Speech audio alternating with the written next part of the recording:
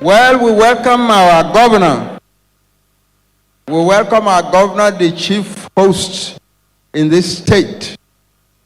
You're welcome, sir. I'm sorry that you've missed the earlier part of the lecture.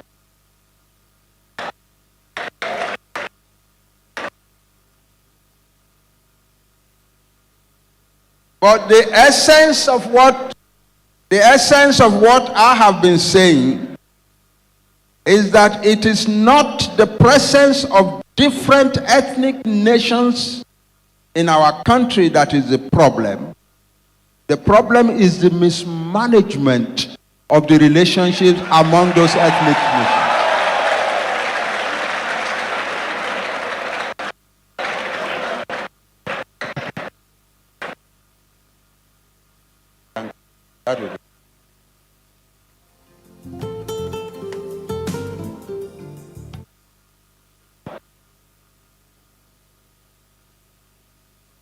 And I have given the example of how governments in independent African countries have insisted on suppressing or destroying the ethnic nations in their countries, in their misguided belief that that is the way to achieve unity. And I've given the example of Uganda, of Ghana, under Dr. Nkrumah, of Uganda under Bote and Idi Amin and so on. The enemy in each case is the nationalities in each country. And the attempt is to destroy them. The attempt is to weaken them and destroy them. We know that very much in Nigeria. The attempt of the federal government of Nigeria persistently has been to try and destroy or weaken and if possible destroy the ethnic nationalities of Nigeria. It has not worked. It cannot work.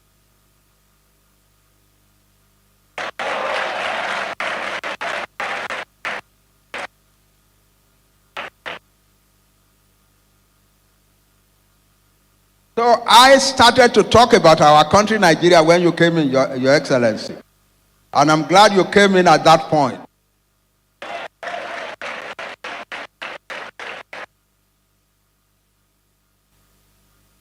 In our own country, Nigeria, listen, let me say this before I go on.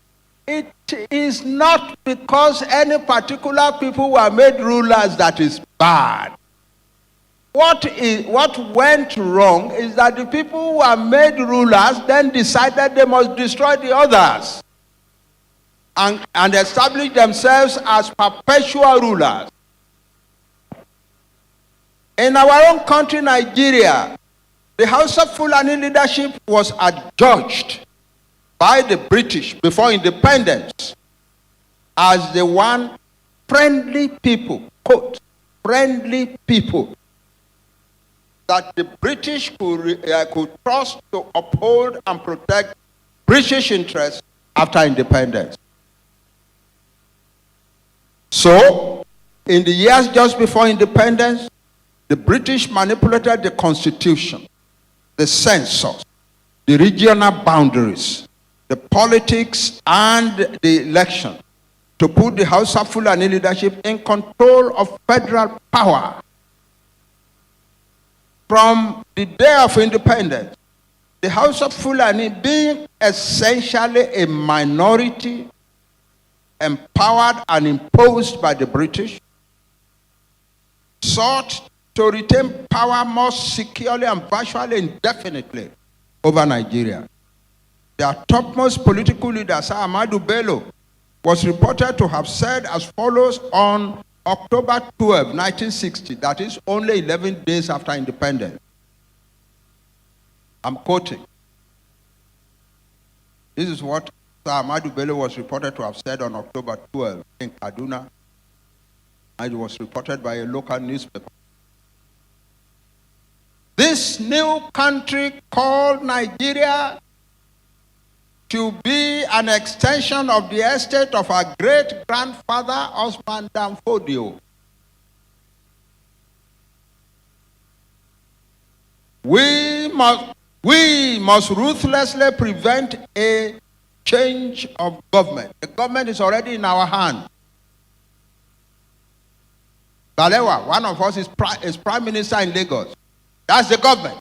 We must ruthlessly prevent a change of government. We must use the peoples of the Middle Belt as willing tools for our own program, and the peoples of the South as conquered territory. The peoples of the South as conquered territory.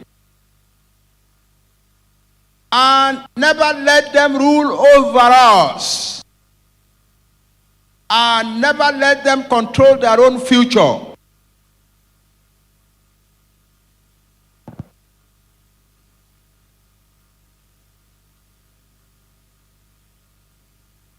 Hausa Fulani political elite have been striving towards these goals since independence by trying by all means to hold on to federal power, by expanding the control of the federal government on all parts and resources of Nigeria, by employing the control of the federal government to plant their own ethnic members and loyalists in key positions in the Nigerian armed forces, by manufacturing subordinate allies and proteges beyond their own northern homeland, by upholding such allies and proteges with enormous corruption and electoral fraud, by using corruption to subvert and control important agencies of government, by using federal power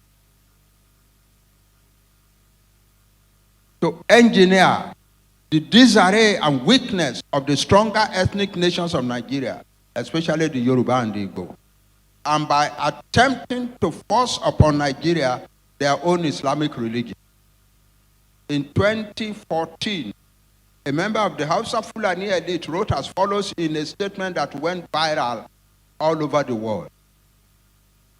Quote, this is what he wrote. Allah, through the British, gave us Nigeria to rule and to do with as we please. Since 1960, we have been doing just that, and we intend to continue. He added that if the other nations of Nigeria try to take the power away from the Hausa Fulani will, quote, kill, maim, destroy, and turn Nigeria into the largest refugee camp in Africa.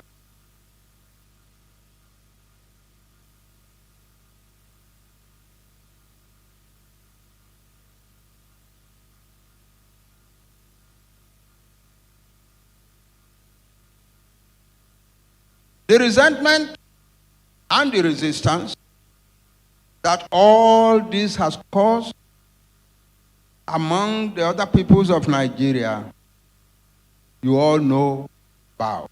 It led to war, it led to ethnic, to pogroms, mass killings, and ultimately to a civil war. But it has not ended.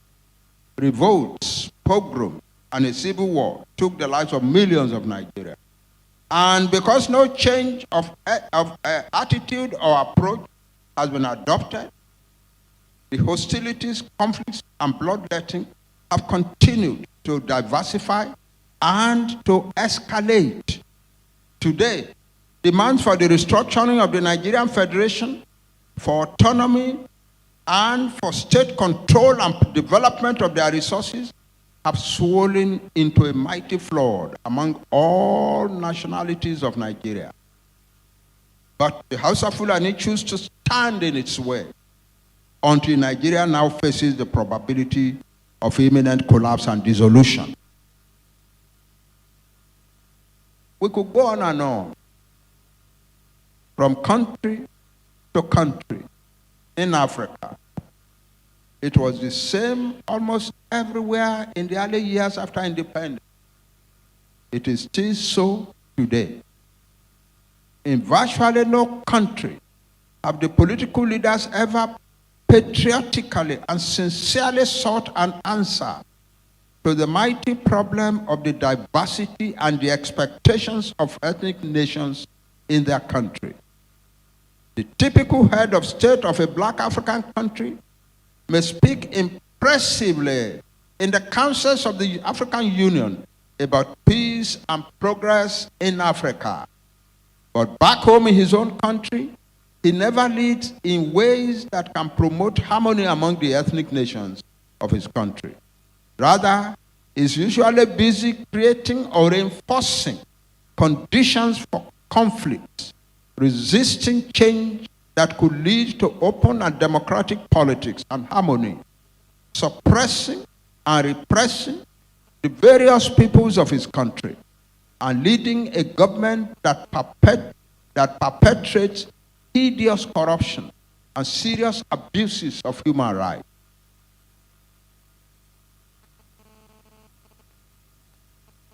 I'm coming to the conclusion. Respecting the differences and distinctive characters and strengths of our nationalities is the key for a smooth journey forward. Respecting the differences and the distinctive characters and strengths of our nationalities is the key. Without it, hardly any black African country will ever really settle down and begin to succeed. Without it, hardly any of our countries will ever settle down. The thing is that the nationalities cannot be destroyed. They are there. In the history of the world, countries come that combine many nationalities together. But that country will disintegrate and go away at some point. That's the history of the world. Great empires ruling large numbers of people have disintegrated, but those peoples are there. They don't go away. Why are we refusing to learn the truth? The nationalities are there. If we want to keep them together in a country, it is obvious what to do. Give them respect. Write up a constitution that gives them respect. Let them manage most of their own affairs. And we can go on side by side.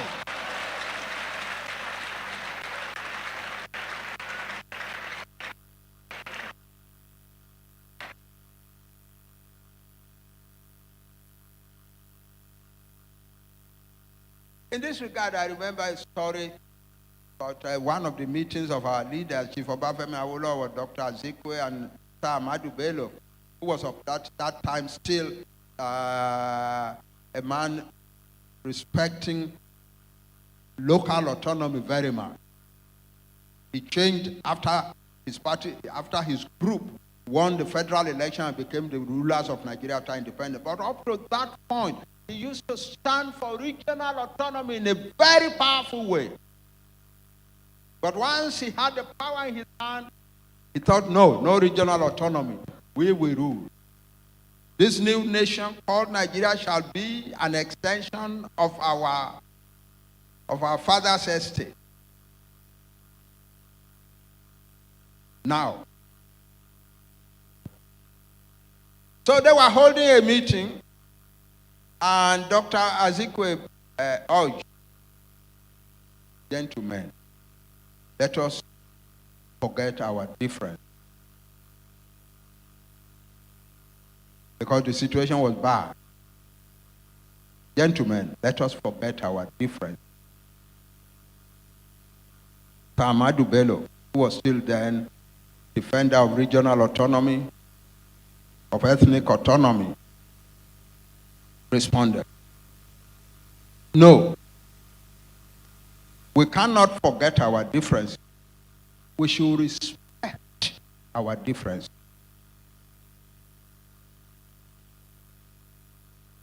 What both really meant was that they meant the same thing. We should respect our difference. We should forget our difference. What they mean is that we should recognize that we are different nationalities with different cultures, different approaches to life. And therefore, that we should manage our differences respectfully and constructively. That's what it means. If our Lord, always the philosopher among our leaders of the time,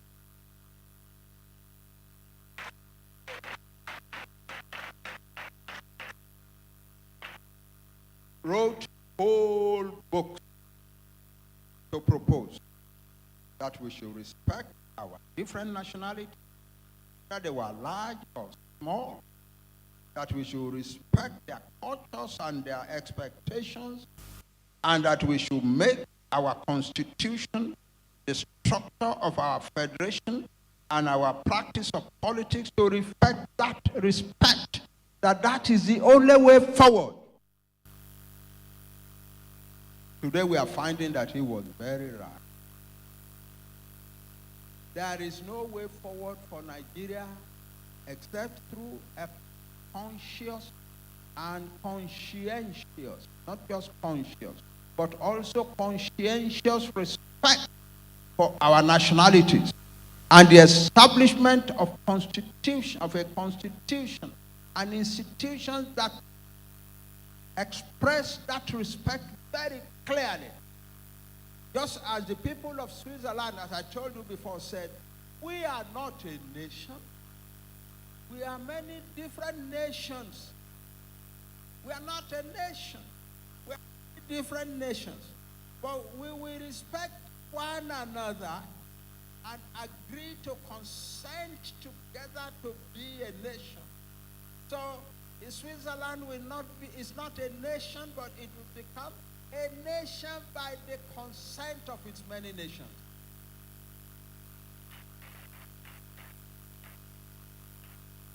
Whoever tries to do it in any other way will fail.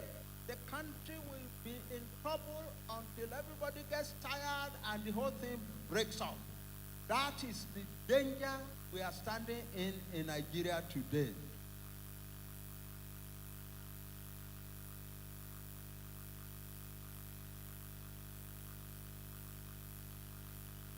We Nigerians have a country that naturally commands the means and the resources of a politically prosperous and great country. We can achieve the prosperity and the greatness. We can achieve the prosperity and the greatness if we will seriously and sincerely try to do the sensible thing, which is respect each nation in Nigeria. As much as possible, let us sit down and design a constitution that will emphasize that respect unambiguously, with guarantee that no federal government ever again will attempt to destroy that constitution. Unfortunately, for most of the time since independence, all we have had in the nature of government is a headstrong determination by the group imposed by the British to have things in their own way only. It has not worked at all, and it has manifested as no chance of ever working. It has not worked at all. It has no chance of ever working, except perhaps if some people succeed in wiping the rest of us out, which is not going to happen.